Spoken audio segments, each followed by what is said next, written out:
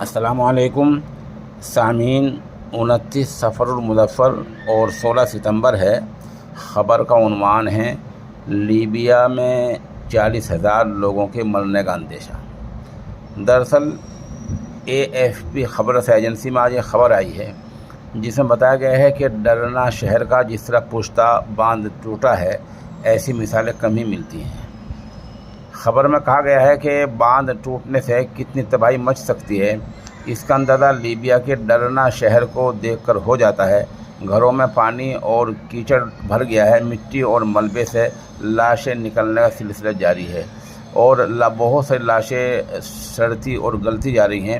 اب وہاں بڑی بیماریاں پھیلنے کا اندیشہ ہو چلا ہے۔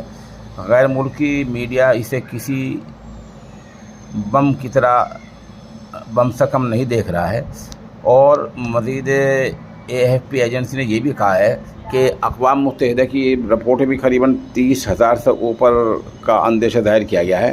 بہرحال لیبیا میں جو بڑا خطرہ آیا ہے اس میں آج یہ تازہ رپورٹ آئی ہے کہ لوگوں کے کم از کم 40,000 لوگوں کے مرنے کا اندیشہ ہے، اور بہت سارے شو روم اور جو کمپنیاں ہیں اور بڑے مکانات، حویلی ہیں، بلڈنگیں ہیں، بہت ساری گر گئی ہیں۔